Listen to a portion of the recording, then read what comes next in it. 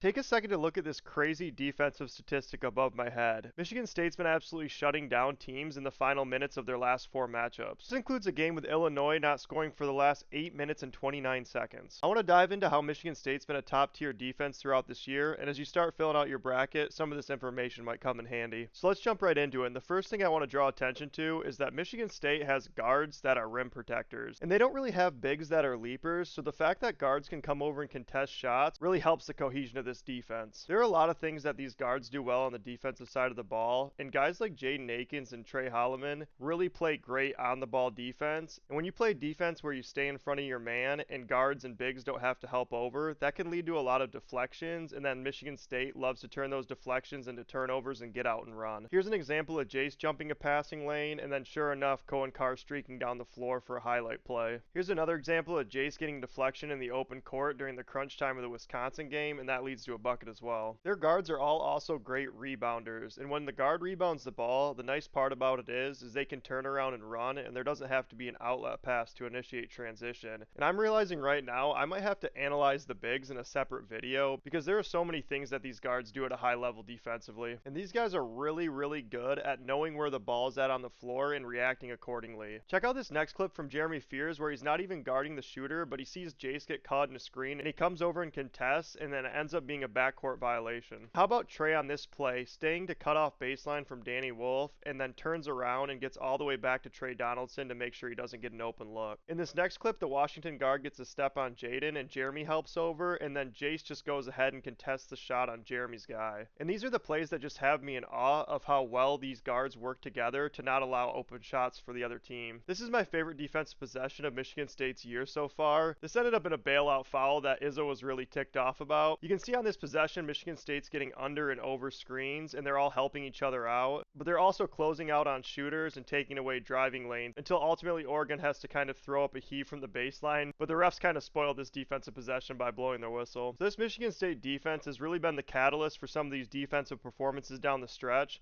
and when you're putting on ball pressure and you're denying passing lanes the entire game, a lot of shots at the end of the game for these opposing guards end up short because they're just worn out by the defensive effort given by Michigan State.